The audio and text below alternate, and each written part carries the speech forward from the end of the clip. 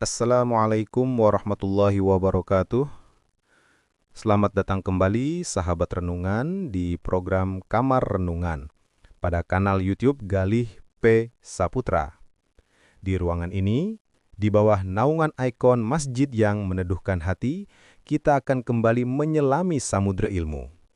Saya Galih akan menemani antum semua selama kurang lebih 2 jam ke depan untuk bertalaki, duduk bersimpuh secara virtual di hadapan guru kita. Hari ini, kita akan melanjutkan bedah kitab yang sangat fundamental, yakni Al-Arba'in An-Nawawiyah, dan kita sampai pada hadis kedua. Sebuah hadis yang sangat panjang, sangat agung, bahkan para ulama menyebutnya sebagai Ummus Sunnah, atau induknya sunnah. Tentu saja kita tidak sendirian. Telah hadir bersama kita guru yang senantiasa membimbing hati dan akal kita, Al-Ustadz Abdurrahman. Assalamualaikum warahmatullahi wabarakatuh, Ustadz. Waalaikumsalam warahmatullahi wabarakatuh, Akhi Galih, dan juga para sahabat Kamar Renungan dimanapun berada. Segala puji bagi Allah Subhanahu wa Ta'ala, Rob yang mengajarkan manusia dengan pena, mengajarkan manusia apa yang tidak diketahuinya.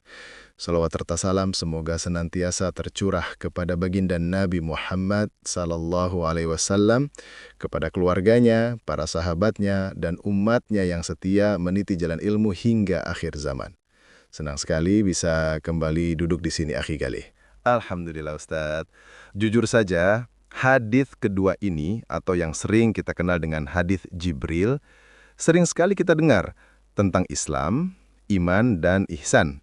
Tapi saya yakin dengan pendekatan Ustadz yang selalu membedah dari sisi bahasa dan balaghah, pasti ada mutiara yang selama ini terlewat oleh kami yang awam ini.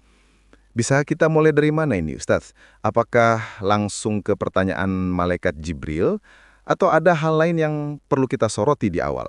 Bismillah. Akhi Galih yang dirahmati Allah Subhanahu wa Ta'ala. Sebelum kita masuk ke dalam dialog inti antara malaikat Jibril alaihissalam dan Rasulullah sallallahu alaihi wasallam, kita harus berhenti sejenak, menahan nafas dan memperhatikan setting atau latar belakang kejadiannya. Umar bin Khattab radhiyallahu anhu sebagai perawi hadis ini membuka dengan deskripsi yang sangat visual dan penuh teka-teki. Mari kita dengarkan potongan awal teksnya. Bainama nahnu julusun inda Rasulillahi sallallahu alaihi wasallam. Dzata yaumin idh tala alaina rajulun syadidul bayadith thiyabi, syadidus sawadis sya'ri. Artinya, ketika kami sedang duduk di sisi Rasulullah sallallahu alaihi wasallam, suatu hari tiba-tiba muncul di hadapan kami seorang laki-laki yang sangat putih pakaiannya dan sangat hitam rambutnya. Di sini ada seni badia atau keindahan kontras. Perhatikan kata syadidul bayad, sangat putih, dan syadidus sawad, sangat hitam. Imam Ibnu Daqiq al-Id dalam syarahnya menjelaskan bahwa ini bukan sekedar deskripsi fisik, tapi isyarat tentang kesucian dan keteraturan. Lalu Umar radhiyallahu anhu melanjutkan, la yura alaihi atharus safar wa la ya'rifuhu minna ahad. Tidak terlihat padanya tanda-tanda bekas perjalanan jauh, namun tidak ada satupun di antara kami yang mengenalnya. Mari kita bedah secara logika bahasa dan budaya Arab saat itu. Jika seseorang itu orang asing atau gurib, di tengah gurun pasir Madinah, seharusnya bajunya penuh debu, rambutnya kusut masai. Itu adalah atharus safar atau bekas perjalanan. Namun orang ini bersih, rapi, wangi. Logikanya, jika dia bersih berarti dia orang lokal, tetangga dekat, tapi kalimat selanjutnya mematahkan itu, wala ya'rifuhu minna ahad. Tidak ada satupun di antara kami yang mengenalnya. Ini adalah syok terapi pertama bagi para sahabat. Mereka sedang diajarkan untuk fokus. Siapa orang ini? Asing tapi tidak kotor, dekat tapi tak dikenal. Ini metode pendidikan Allah Subhanahu wa Ta'ala untuk membangkitkan rasa fudul atau rasa ingin tahu yang mendalam sebelum ilmu ditumpahkan. Masya Allah, jadi dari kedatangan saja sudah disetting sedemikian rupa ya Ustadz untuk memancing perhatian. Lalu, apa yang dilakukan orang asing itu selanjutnya Ustadz? Saya teringat ada adegan duduk yang cukup intim. Betul sekali, Akhi Galih. Ini adalah pelajaran adab sebelum ilmu.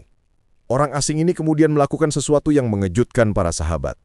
Teks hadis berbunyi, فَأَسْنَدَ رُكْبَتَيْهِ إِلَى رُكْبَتَيْهِ. Wa wada'a kaffaihi ala fakhidhaihi. Dia menyandarkan kedua lututnya kepada kedua lutut beliau, Nabi, dan meletakkan kedua telapak tangannya di atas kedua pahanya. Mari kita bedah kata asnada. Dalam ilmu sorof, ini adalah wazan af'ala yang menunjukkan tindakan aktif dan sengaja. Dia menempelkan lutut ketemu lutut. Dalam majelis ilmu, posisi ini disebut jilsatul muta'alim, duduknya seorang murid yang sangat butuh ilmu. Para ulama seperti Imam An-Nawawi rahimahullah menjelaskan, ini mengajarkan kita bahwa ilmu itu didatangi, bukan mendatangi. Dan kedekatan fisik serta hati antara guru dan murid adalah kunci transfer keberkahan. Bayangkan Akhi Galih, Jibril alaihissalam, pemimpin para malaikat, mengajarkan kita cara duduk di depan guru. Tidak bersandar malas, tidak jauh-jauh, tapi mendekat, fokus dan penuh takzim. Lalu dia bertanya, "Wahai Muhammad, kabarkan kepadaku tentang Islam." Nah, masuk kita ke pertanyaan pertama, Islam. Seringkali kita mengartikan Islam hanya sebagai agama, tapi saya yakin Ustadz punya bedah bahasa yang lebih tajam soal kata Islam ini. Silakan Ustadz. Baik, ketika Jibril alaihissalam bertanya tentang Islam, Rasulullah SAW menjawab dengan rukun Islam yang 5. Syahadat, sholat, zakat, puasa, dan haji. Ini adalah amal zahir, amal lahiriah. Secara bahasa, mari kita lihat ishtiqaq atau akar katanya. Kata Islam adalah bentuk masdar dari fi'il madhi aslama. Akar dasarnya adalah salima, yang artinya selamat. Namun ketika dia berubah wazan menjadi aslama, maknanya menjadi transitif dan bermakna al-istislam wal-inqiyad, yaitu penyerahan diri total dan kepatuhan. Mengapa disebut Islam? Karena seorang hamba menyerahkan seluruh otoritas dirinya kepada Allah Subhanahu wa Ta'ala. Bayangkan seseorang yang mengangkat tangan tanda menyerah dalam perang. Dia tidak punya daya lagi untuk melawan. Itulah Islam. Kita menyerah pada aturan Allah.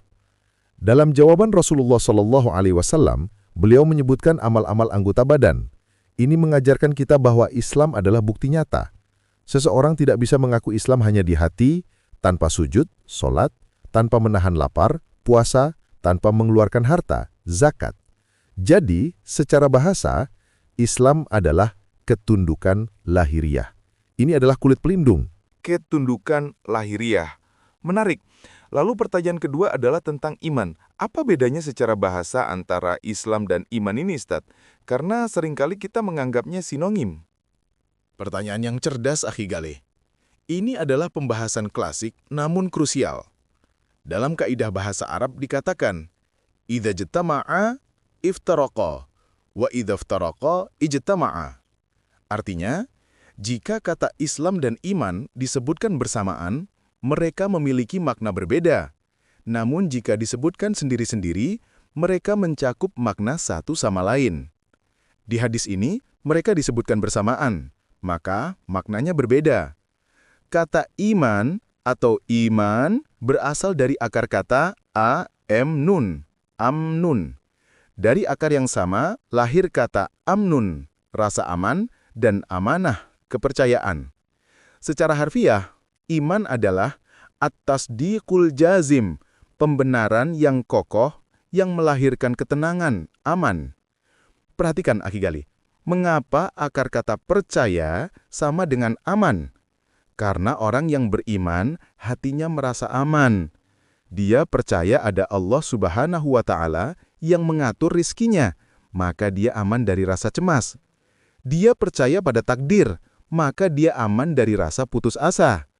Jawaban Rasulullah SAW tentang iman semuanya berkaitan dengan hal gaib. Allah, malaikat, kitab, Rasul, hari akhir, dan takdir. Ini adalah pekerjaan hati atau amalul qalb. Jadi bedahannya begini. Islam adalah istislam, ketundukan anggota tubuh. Iman adalah tasdiq, keyakinan dan ketenangan hati. Sebagaimana Allah Subhanahu wa Ta'ala berfirman dalam Quran surah Al-Hujurat ayat 14. Qalatil a'rabu amanna, qul lam tu'minu walakin qulu aslamna. Orang-orang Arab Badui itu berkata, kami telah beriman. Katakanlah, kalian belum beriman, tapi katakanlah kami telah berislam. Ayat ini menegaskan gradasi. Islam adalah lingkaran luar, iman adalah inti di dalamnya. Seseorang bisa muslim, tapi belum tentu mukmin yang sempurna. Tapi seorang mukmin pasti muslim. Allahu Akbar.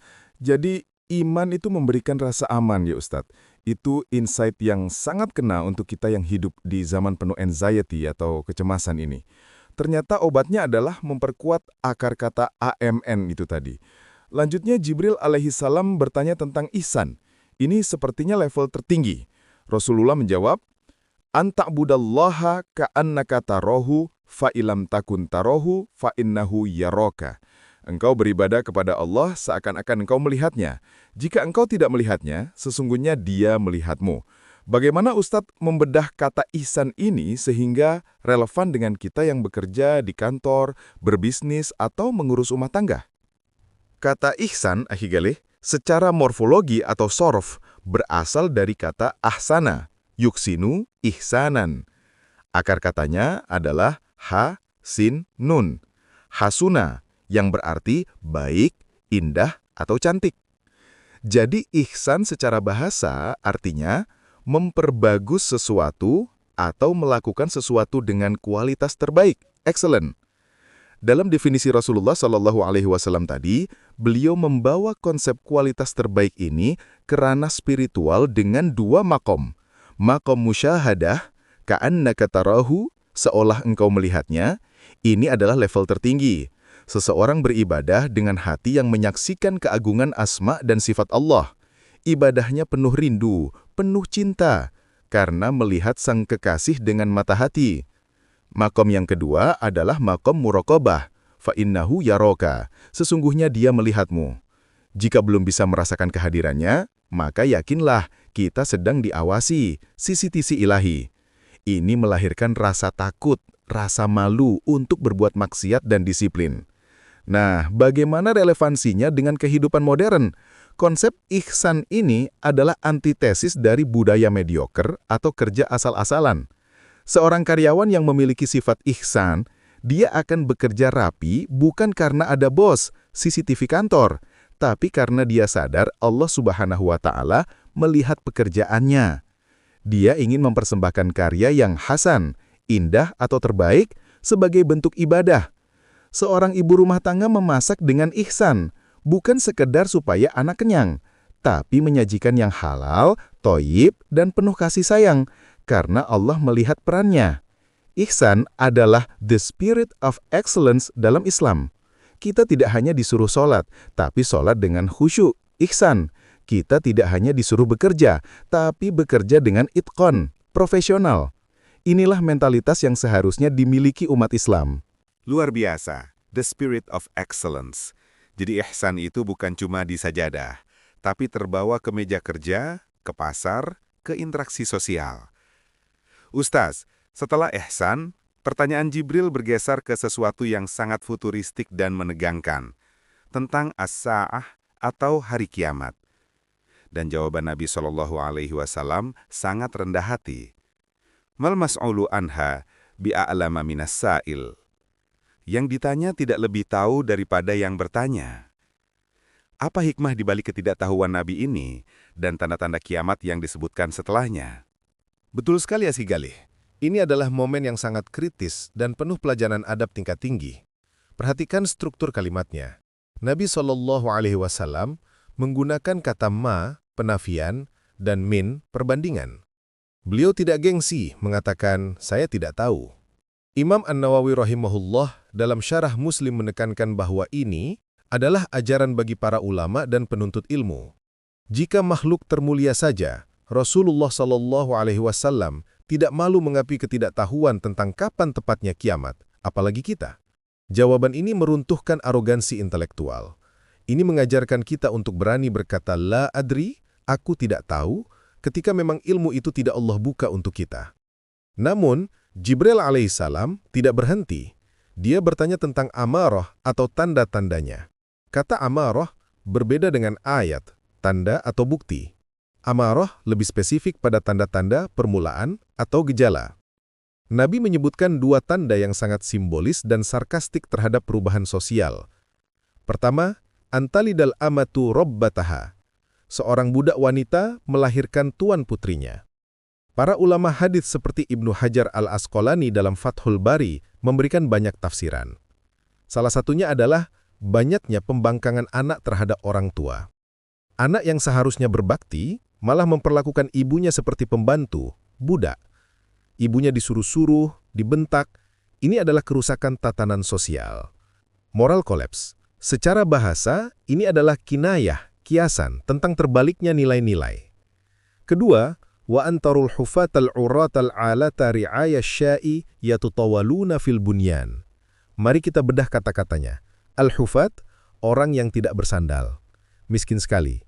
Al-urat, orang yang telanjang, kurang pakaian. Al-alah, orang yang melarat atau meminta-minta. Ri'aya sya, penggembala kambing.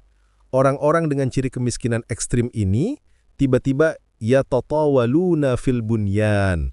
Kata yatatawalun mengikuti wazan tafa'ala yang bermakna saling berlomba, saling sombong, saling meninggikan. Mereka berlomba membangun gedung-gedung pencakar langit. Ini adalah nubuwah yang kita saksikan hari ini, akhi Galih.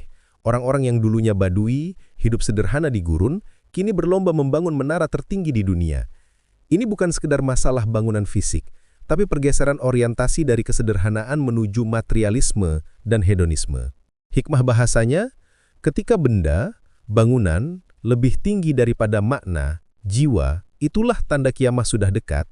Ketika manusia lebih bangga dengan semen dan batu daripada dengan iman dan ilmu. Astagfirullah. Merinding saya mendengarnya, Ustadz. Terutama bagian anak memperbudak ibu dan perlombaan kemewahan. Rasanya sangat relevan dengan kondisi zaman now. Kemudian setelah sesi tanya jawab yang intens itu, orang asing tadi pergi. Lalu ada jeda waktu. Umar radhiyallahu anhu mengatakan, "Falabithtu maliyan." Aku terdiam cukup lama. Lalu Nabi bertanya, "Wahai Umar, tahukah engkau siapa yang bertanya tadi?" Bagaimana Ustadz melihat penutup hadis ini? Kata Malian dalam riwayat lain disebutkan 3 hari. Jadi ada jeda waktu bagi Umar untuk merenung. Ini metode pendidikan tafakkur. Nabi tidak langsung memberitahu, tadi itu Jibril loh. Tidak. Beliau biarkan sahabat penasaran dan mengendapkan ilmunya dulu. Setelah siap, barulah Nabi SAW bersabda, "Fa'innahu Jibril, atakum yu'allimukum dinakum." Sesungguhnya dia adalah Jibril. Dia telah datang kepada kalian untuk mengajarkan kepada kalian agama kalian. Perhatikan frasa, yu'allimukum dinakum, mengajarkan kalian agama kalian. Ini kesimpulan besar atau sintesis dari seluruh hadis ini, bahwa agama Islam itu mencakup paket lengkap. 1. Islam atau syariat atau fikih, aturan main fisik. 2. Iman atau akidah, pondasi keyakinan. 3. Ihsan atau tasawuf atau akhlak, kualitas rasa dan spiritualitas. 4. Pengetahuan tentang tanda kiamat, wawasan masa depan untuk waspada. Jika hilang salah satu, maka cacatlah pemahaman agama kita. Ada orang sibuk fikih, tapi hatinya kering, kurang ihsan. Ada orang sibuk spiritual, ihsan, tapi meremehkan syariat, Islam. Hadis ini mengajarkan keseimbangan atau wasatiyah. Dan satu lagi hikmah linguistik yang indah. Nabi mengatakan dia datang mengajarkan kalian. Padahal Jibril bertanya, bukan mengajar. Ini dalil bahwa as-su'al miftahul ilm. Bertanya adalah kunci ilmu. Pertanyaan yang baik, yang disusun dengan cerdas, adalah bentuk pengajaran bagi pendengar yang lain. Jadi akhi Galih, peran antum bertanya di sini, sejatinya antum sedang mengajar ribuan pendengar lewat pertanyaan itu. Masya Allah, saya jadi terharu Ustadz. Ternyata bertanya pun dihitung sebagai proses mengajar, jika niatnya untuk memahamkan orang lain. Ustadz, kita sudah membedah dari kedatangan, Islam, iman, ihsan, hingga tanda kiamat.